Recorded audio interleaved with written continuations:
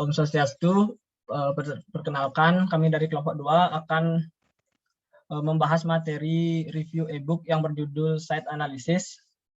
Pertama, perkenalkan anggota kami terlebih dahulu. Pertama, saya sendiri, Ibu Twikan Pitamaha dengan NIM 024. Kemudian ada Ayu Sri Wahyuni, NIM 011. Ada Kenia dengan NIM 016. Ada Irma, NIM 018. Kemudian ada Gede Rizky, NIM 036. Kemudian Pandey Gosa, NIM 042. Nyoman Dipayana, 046. Dan yang terakhir ada Made Cahya dengan NIM 050. Pertama, kami akan membahas, di sini kami akan membahas overview, proses, isu, identifikasi, collect the data, making the diagram. Lanjut. Yang pertama, overview. Dalam membuat diagram informasi melalui analisa kontekstual dapat memanfaatkan salah satu gambar konvensional kerangka kerja untuk merekam data. Kita boleh mengekspresikan informasi site secara grafis dalam rencana, bagian, elevasi, perspektif, isometri, atau pengambilan gambar lainnya. Jenis-jenis gambar yang kita gunakan haruslah bersimpati dengan jenis informasi yang kita tangkap. Kemudian, biasanya ada 2 komponen pada setiap informasi diagram tapak. Yang pertama, kita harus memiliki gambar referensi tapak untuk memberikan konteks informasi tapak tertentu yang ingin kita ambil. Yang kedua, kita harus membuat diagram fakta tapak itu sendiri. Gambar yang dijadikan sebagai acuan dapat berupa denah sederhana dari batas tapak dengan jalan yang berbatasan, atau bagian melalui tapak hanya menunjukkan bidang tanah. Kemudian analisis kontekstual dapat diterapkan pada situasi skala apapun dan relevan dengan masalah proyek eksterior maupun interior. Kita dapat menganalisis suatu wilayah, kota, lingkungan, sebidang tanah, interior bangunan yang ada, dan interior ruang tunggal. Pembahasan ini berfokus pada pembahasan tentang analisis bidang-bidang tanah tunggal. Pada dasarnya, ada 4 langkah untuk membuat diagram fakta tapak. Kita harus merancang bentuk diagram awal, memperbaiki dan menyederhanakan, menekankan dan memperjelas makna melalui hierarki dan penekanan grafis, dan akhirnya memperkenalkan catatan dan pelabelan apapun yang diperlakukan. Lanjut.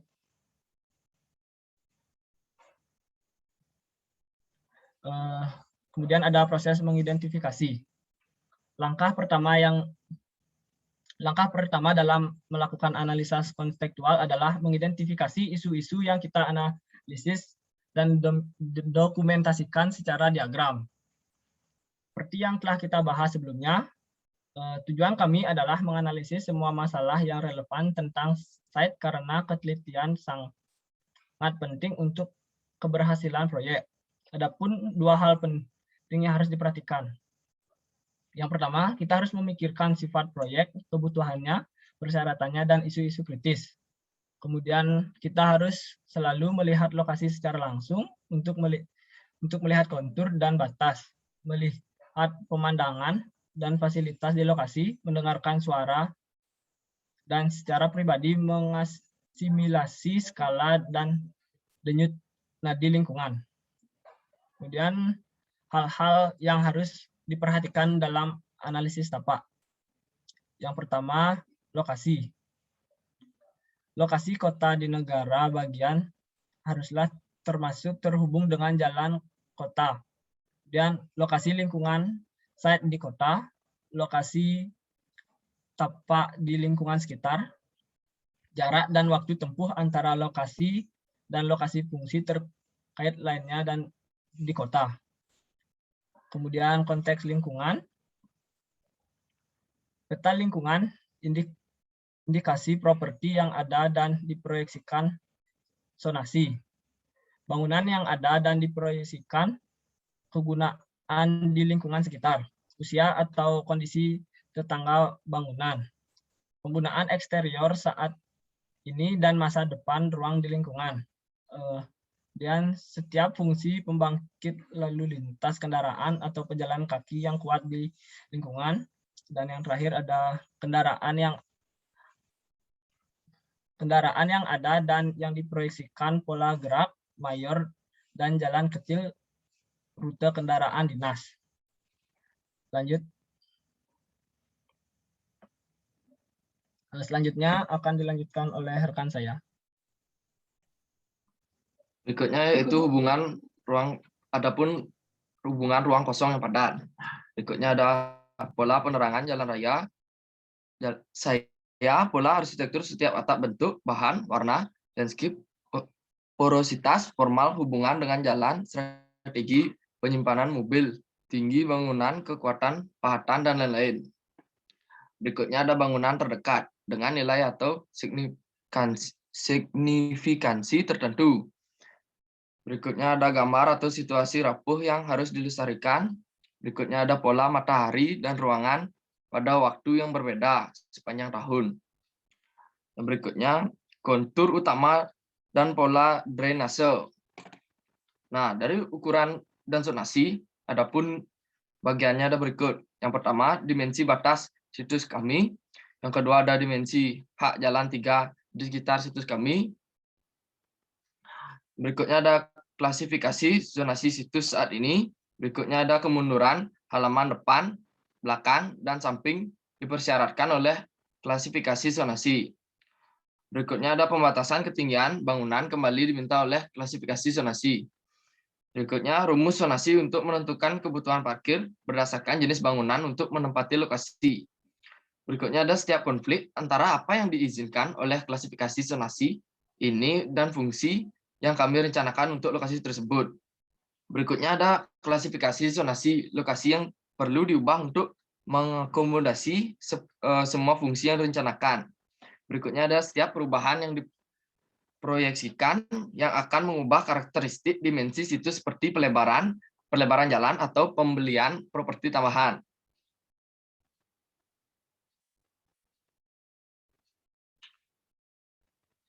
Berikutnya hukum, di mana hukum ini yang pertama ada deskripsi hukum properti, yang kedua ada perjanjian dan pembatasan seperti situs, penggunaan area yang diizinkan, pembatasan ketinggian, penyaringan peralatan mekanis atau lapangan servis, pembatasan elemen atap, karakter arsitektur, persyaratan desain distrik bersejarah, dan lain-lain. Adapun nama pemilik properti dan nama tingkat pemerintahan atau lembaga yang memiliki kekuasaan hukum atas properti. Berikutnya akan dijelaskan oleh teman saya.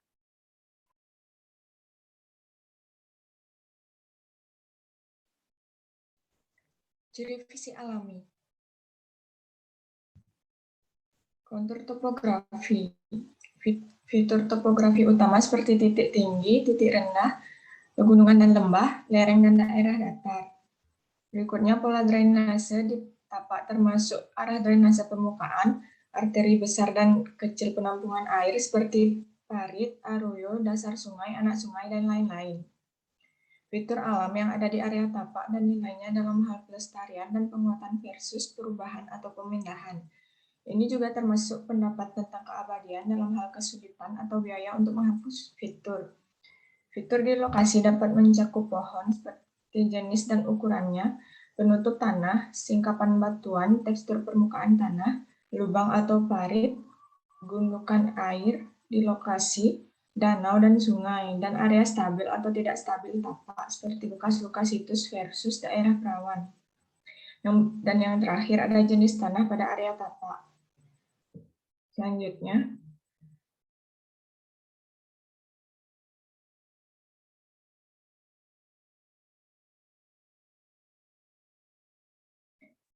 fitur buatan manusia. Ukuran, bentuk, tinggi, dan lokasi setiap bangunan di lokasi. Jika ini akan tetap, karakter eksterior dan tata letak interior juga harus didokumentasikan. Jika bangunan tersebut akan menjadi bagian dari proyek, harus melakukan analisis bangunan terperinci dari setiap fasilitas. Lokasi dan jenis tembok, tembok penahan atau pagar. Berikutnya lokasi, ukuran, dan karakter dari lapangan bermain eksterior, lapangan, teras, alun-alun, drive, jalan-jalan, atau area layanan. Jika penting untuk desain kita harus merekam pada pola paving permukaan buatan manusia. Lokasi dan ukuran pemotongan trotoar, tiang listrik, hidran kebakaran, atau halte. Dan yang terakhir ada fitur buatan manusia di luar situs dapat mencakup salah satu item di situs yang tercantum di atas dan atau mungkin melibatkan analisis terperinci dari karakter arsitektur yang ada di sekitar situs. Ini sangat penting di mana arsitektur karakter akan menjadi faktor dalam desain fasilitas kami, seperti kawasan bersejarah dan lain sebagainya. Beberapa faktor yang perlu dipertimbangkan dalam menganalisis karakter arsitektur sekitar meliputi skala, proporsi, bentuk atap, pola jendela dan pintu, kemunduran, bahan, warna, tekstur, ruang terbuka melawan ruang terbangun, sumbu visual, bahan dan pola lanskap, tekstur dan pola paving porositas, dan ketegasan. Detail dan aksesoris pencahayaan eksterior, furnitur luar ruang, dan metode penyimpanan. Selanjutnya, ada sirkulasi. Trotoar di lokasi, jalur, dan pola pergerakan pejalan kaki lainnya termasuk pengguna, tujuan, jadwal penggunaan, dan volume pengguna.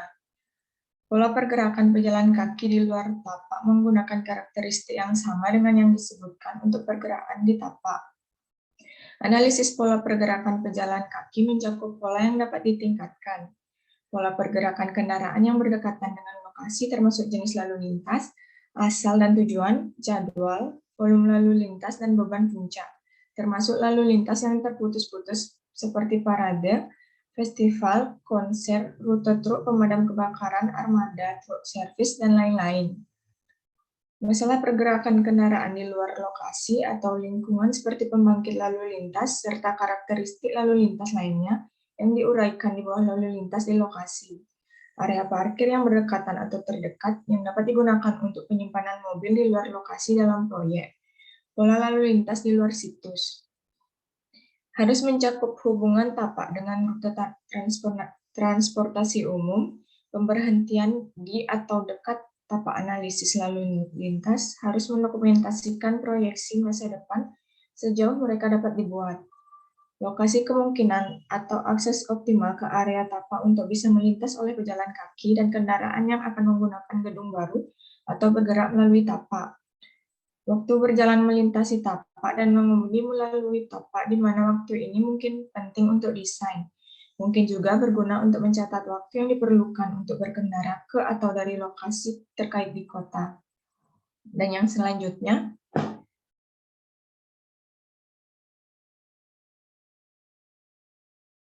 utilitas. Lokasi, kapasitas, dan bentuk pengangkutan dari listrik, gas, saluran pembuangan, telepon, dan utilitas air ini harus melibatkan kedalaman setiap utilitas di bawah tanah dan dalam hal daya apakah itu di atas atau di bawah tingkat. Jika jalur utilitas berhenti di dekat atau batas site, maka jarak dari site harus diperluas sesuai dengan jalur utilitas. Jika ada banyak peluang untuk terhubung ke utilitas yang berdekatan dengan site, kami harus mencatat lokasi atau tepi di site kami yang menawarkan peluang koneksi terbaik. Hal ini mungkin disebabkan oleh kapasitas saluran utilitas, kondisi kontur di site kami sehubungan dengan saluran pembuangan, kebutuhan untuk meminimalkan penggunaan utilitas di lokasi, dapat mengumpulkan saluran utilitas, membawa utilitas di belakang site, atau berurusan dengan hambatan situs atau kondisi tanah yang sulit. Berikutnya dilanjutkan oleh rekan saya.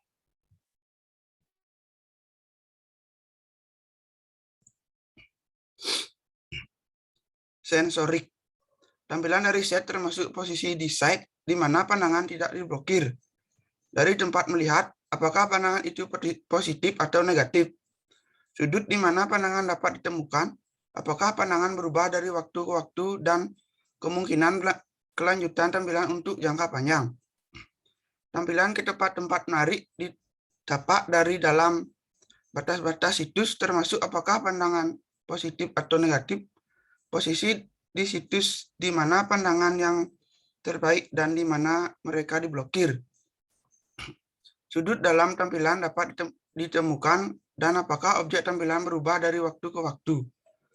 Pemandangan ke tapak dari daerah di luar batas tampak termasuk jalan, bangunan lain, dan pemandangan termasuk ketika tapak pertama kali terlihat. Sudut di mana ia terlihat, pemandangan properti yang paling bagus, pemandangan terbaik tapak dan area yang dapat dilihat.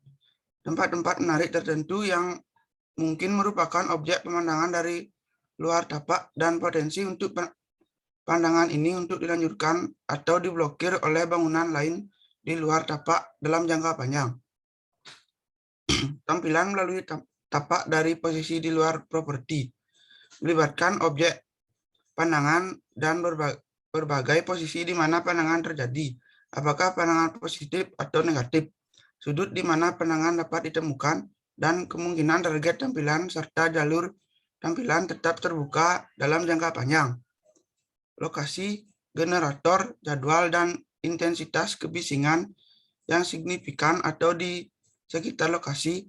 Analisa ini mencakup kemungkinan kelanjutan dalam jangka panjang.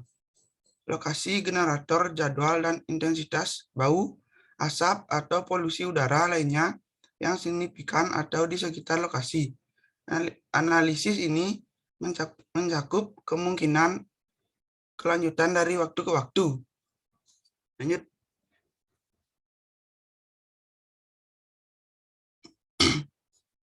Budaya dan manusia. Pendokumentasian aspek budaya, psikologis, perilaku, dan sosiologis lingkungan informasi potensi termasuk populasi kepadatan, usia, ukuran keluarga, pola etnis, pola pekerjaan, pendapatan, preferensi, rekreasi, dan kegiatan atau acara informal seperti festival, parade, atau pameran. Pola lingkungan negatif seperti vandalisme dan kegiatan kriminal lainnya. Sikap lingkungan tentang proyek yang akan dirancang dan dibangun di situs kami. Sikap lingkungan tentang apa yang positif dan apa yang negatif di lingkungan tersebut. Kesinambungan terhadap penduduk di lingkungan sekitar. Tren lingkungan dalam hal semua faktor-faktor yang disebutkan di atas. Lanjut. Iklim. Pertama, variasi suhu dalam setahun setiap bulannya berbeda-beda dan suhu maksimum terjadi di siang hari, sedangkan suhu minimum terjadi di malam hari setiap hari dalam sebulannya. Variasi tingkat kelembaban dalam sebuah selama setahun, di mana terdapat kelembaban maksimum, minimum, dan rata-rata. Variasi curah hujan dalam kurun waktu seperti selama setahun diperkirakan dalam skala kecil. Biasanya mencakup curah hujan yang maksimum sehingga dapat diharapkan terjadi dalam satu hari. Variasi hujan salju dan kurun waktu sebulan selama setahun diperkirakan dalam skala kecil. Biasanya mencakup curah hujan yang maksimum sehingga dapat diharapkan terjadi dalam satu hari. Arah angin yang berlaku untuk bulan-bulan dan setahun termasuk kecepatan dalam kaki per menit atau mil per jam, dan variasi yang dapat diperkirakan sepanjang hari dan malam. Juga mencakup kecepatan angin maksimum yang dapat diharapkan. Jalur matahari pada titik balik musim panas dan musim dingin, atau titik tertinggi dan titik terendah, termasuk ketinggian dan arah matahari pada waktu-waktu tertentu untuk musim panas dan musim dingin. Data terkait energi seperti derajat atau BTU atau satuan energi, sinar matahari yang jauh di tapak. Potensi bencana alam seperti gempa bumi, angin topan, dan angin puting beliung mungkin termasuk dokumentasi zona gempa di mana tapak berada di sejarah bencana alam di daerah tersebut. Dalam menganalisa tapak, kita harus benar-benar terlibat dalam proses pemikiran implikasi dari fakta-fakta yang kita temukan, menganalisis isu-isu dan sub-isu sampai kita puas bahwa kita telah sampai ke dasar dari mereka. Kita tidak boleh mengizinkan pemisahan data yang tersirat pada daftar periksa untuk menghambat pemahaman tentang hubungan yang kondisi situs kami. Ini adalah nilai misalnya untuk menyandingkan semua masalah yang berhubungan dengan waktu atau jadwal pada kerangka waktu, hari bisa, dan untuk waktu berbeda dalam setahun. Hal ini memungkinkan kita untuk melihat pasang surut kekuatan situs secara bersama-sama daripada secara terpisah. Ini juga memungkinkan kita untuk merasakan gabungan kekuatan dari situs dengan cara mendekati kenyataan. Dan selanjutnya dilanjutkan oleh rekan saya. Selanjutnya di sini ada proses pengumpulan data. Setelah informasi yang dibutuhkan telah diidentifikasi, kita harus menguraikan sumber-sumber data dan mengumpulkannya. Yang pertama ada lokasi. Seluruh proses pengidentifikasian, tata letak lokasi harus dicatat dan dikumpulkan dengan baik. Yang kedua ada konteks lingkungan. Seluruh data mengenai kondisi lingkungan sekitar, baik itu dari lingkungan tetangga sekitar, faktor ketinggian bangunan, tata letak bangunan, dan sebagainya, diuraikan dan seluruh datanya direkam dengan baik. Yang ketiga ada ukuran dan zonasi. Data baik itu zonasi lingkungan, kondisi topografi, semua zonasi dalam formasi termasuk klasifikasi, kemunduran, batasan ketinggian yang diizinkan cakupan tapak tersebut. Yang keempat, utilitas. Dokumentasi semua informasi utilitas dapat dilakukan dengan mengunjungi perusahaan utilitas. Merekam peluang koneksi terbaik memerlukan analisis data utilitas dalam kaitannya dengan kondisi tapak, atau jarak kemungkinan bangunan tapak kaitannya dengan kontur penghalang tanah dan kondisi. Lanjut. Yang kelima ada hukum. Sebagian besar informasi hukum tentang situs termasuk deskripsi hukum, perjanjian dan pembatasan, dan pemilik properti dapat diperoleh dari fakta terhadap harta tersebut. Perubahan yang diproyeksikan dalam informasi ini memerlukan percakapan dengan klien, yurisdiksi yang sesuai lembaga, asosiasi lingkungan, pemilik sebelumnya, atau pihak manapun yang bertanggung jawab atas perjanjian dan pembatasan. Yang keenam, ciri visi alami. Jika kita membutuhkan catatan yang lebih akurat tentang kontur situs, kita harus memerlukan survei topografi formal. Fitur topografi utama seperti titik tinggi, titik rendah, pegunungan, lembah, daerah miring, dan datar melibatkan pengamatan langsung dan pencatatan informasi pada peta kontur. Fitur alam yang ada di situs termasuk pohon, penutup tanah, singkapan batuan, tekstur permukaan tanah, dan gundukan, semua itu membutuhkan pengamatan langsung dan merekam di atas peta kontur. Yang ketujuh ada fitur buatan manusia. Fitur di situs biasanya disertakan dalam survei topografi yang dilakukan oleh insinyur survei. Ini akan mencakup barang-barang seperti bangunan, tembok penahan, ramadas, pagar, lapangan bermain dan lapangan, teras, alun-alun, drive, dinding, area servis, pemotongan trotoar, tiang listrik, hidran, dan halte-halte. Yang terakhir, sirkulasi.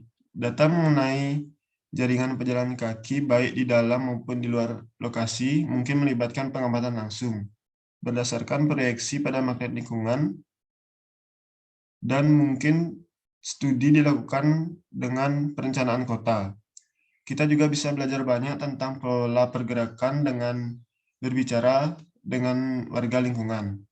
Konsep ini seharusnya didokumentasikan pada diagram terpisah menggunakan pola yang ada sebagai inisial kerangka grafis. Selanjutnya akan dilanjutkan oleh teman saya. Baik, di sini saya akan melanjutkan presentasi dari teman saya, yaitu proses pengumpulan data. Yang selanjutnya ada sensorik, di mana data kebisingan dapat dikumpulkan secara langsung di tapak dengan penggunaan peralatan penginderaan dan dengan mempelajari data terkait kebisingan di informasi lain. Penting untuk mendokumentasikan kebisingan dalam hal intensitas, sumber, durasi, jadwal, dan arah. Bau, asap, dan polutan lainnya memerlukan pengamatan dan pengalaman langsung di lokasi, di mana polusi dalam skala besar, foto udara mungkin membantu dalam mempelajari sumber dan arah angin yang berlaku, bagaimana mereka berubah dari hari ke hari. Yang selanjutnya ada manusia dan budaya. Sejumlah besar data dapat diperoleh dari statistik sensus pada lingkungan. Informasi ini adalah biasanya tersedia melalui lokal badan perencanaan kota. Pertimbangan manusia dan budaya dapat melampaui situs langsung untuk proses. Politik, isu-isu kota yang luas mengenai proyek, dan faktor-faktor serupa. Dimasukkan atau dikeluarkannya masalah ini dalam analisis konstekstual, kami bergantung pada pandangan kita tentang arti, yaitu konteks proyek. Selanjutnya ada iklim. Semua data iklim biasanya tersedia dari layanan cuaca setempat. Di sana juga profil cuaca untuk berbagai lokasi yang diterbitkan oleh angkatan bersenjata dan oleh universitas. Analisis klasifikasi data iklim harus mencakup proyeksi masa depan untuk sejauh mana mereka dapat dibuat. Selanjutnya ada penyempurnaan diagram dalam analisis tapak. Setelah mendapat seluruh gambar referensi dalam sebuah diagram, masalah situs dapat terjadi dalam beberapa bentuk dan pada beberapa skala. Mereka juga harus mengandung jumlah detail yang berbeda tergantung pada inti konseptual yang dibahas. Gambar acuan mungkin rencana, bagian, perspektif, isometrik, atau evaluasi. Pilihan mana yang akan digunakan berkaitan dengan jenis data yang kami rekam dan cara terbaik untuk melihat sebagai kekuatan situs. Dalam menganalisis lokasi site atau tapak, kita harus terlibat dalam proses analisa. Mulai dari memikirkan implikasi dari fakta-fakta yang kita temukan, lalu menganalisis isu-isu dan sub-isu, sampai kita benar-benar mengetahui dasar dari site atau tapak yang telah kita analisa. Yang pertama kita harus lakukan adalah penentuan lokasi tapak, lalu melakukan konteks pada lingkungan tapak, lalu melakukan pengamatan ukuran dan zonasi tapak, lalu mengetahui hukum tentang menentukan tapak, karakteristik alami dari tapak, dilanjutkan dengan penyesuaian fitur buatan manusia, lalu melakukan pengecekan sirkulasi dan utilitas tapak, dilanjutkan dengan pengamatan sensorik, penyesuaian manusia dengan budaya, serta iklim pada lokasi tapak sehingga kita dapat menentukan lokasi sel atau tapak yang tepat untuk dibangun sesuai dengan perencanaan dan perencanaan. Lanjutkan oleh rekan saya.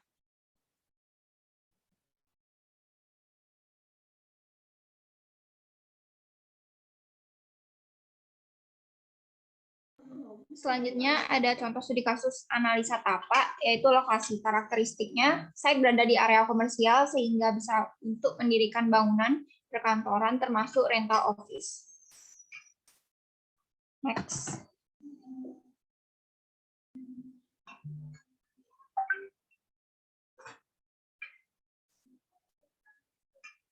Next. Untuk yang kedua itu skyline. Skyline adalah suatu garis pertemuan antara massa yang terdiri di atas tanah atau garis tanah dengan langit. Skyline berhubungan erat dengan bentuk dan massa bangunan, sempadan bangunan, ketinggian bangunan, dan kondisi topografinya. Selanjutnya. ada lokasi pencapaian data existing. Karakteristiknya, lokasi merupakan zona komersial dan perkantoran dengan batas-batas sebagai berikut. Utara, pagar, timur, selatan, dan barat. Lalu analisa, Trans Jogja juga angkot setempat menjadi sirkulasi utama di area jalan ini, jalan antar provinsi yang dilalui banyak kendaraan umum memudahkan pencapaian menuju site. Lalu Jalan Raya Magelang merupakan jalan provinsi yang cukup ramai dengan intensitas kendaraan yang tinggi. Diadakannya acara perdagangan mobil pada hari Minggu pagi di depan area site. Karakteristik di sini yang tercantum luas site, KDB, KLB, GSB, dan lain-lainnya. Selanjutnya akan dijelaskan oleh teman saya. Selanjutnya ada bagian sirkulasi dan utilitas. Dari site tersebut memiliki karakteristik koridor Jalan Magelang memiliki lebar 10 meter dan trotoar 1 meter, pola pergerakannya cenderung linier. Analisanya terdapat sirkulasi pejalan kaki yang berupa trotoar, sirkulasi kendaraan ramai, lancar, dan perlu dipilih alternatif sirkulasi masuk ke tapak agar tidak terjadi peningkatan volume. Dapat persimpangan yang memiliki sirkulasi kendaraan yang lebih tinggi, di mana Jalan Magelang itu terdapat 2 arah, lebar jalan sudah mencukupi, hanya saja sebagian jalan dipakai sebagai parkir sehingga sangat mengurangi fungsi sirkulasi. Selanjutnya utilitas, terdapat utilitas air kotor, utilitas listrik, dan juga air bersih. Drainase, saluran drainase terletak di sebelah barat dan tengah jalan. Aliran drainase berasal dari utara dan menuju ke selatan. Listrik, pada bagian kanan dan kiri jalan terdapat tiang listrik serta lampu jalan. Next.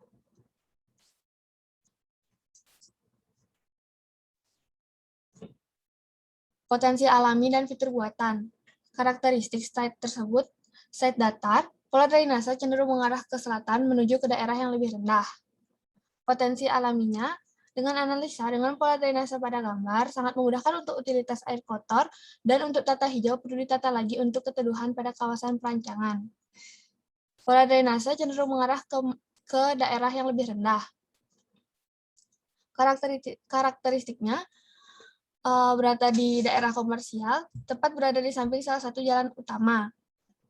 Untuk potensi buatan, analisanya berada di kawasan komersil dan salah satu jalan utama, membuat bangunan ini memiliki keuntungan karena dapat menarik penyewa dengan cepat. Potensi buatan yang akan ada pada site tersebut adalah dibangunnya beberapa bangunan komersial di jalan tersebut. Selanjutnya, dan terakhir ada iklim, di mana angin barat laut yaitu musim hujan terjadi pada bulan November sampai Februari, pergerakan siklus matahari, angin dari segala arah yang relatif sedang, ada juga pergerakan siklus matahari, angin tapak dengan kecepatan angin yang cukup sedang, serta angin tenggara yang terjadi pada musim kemarau yang mempengaruhi bangunan pada site tersebut. Sekian presentasi dari kelompok kami. Apabila ada kesalahan kata, mohon dimaafkan.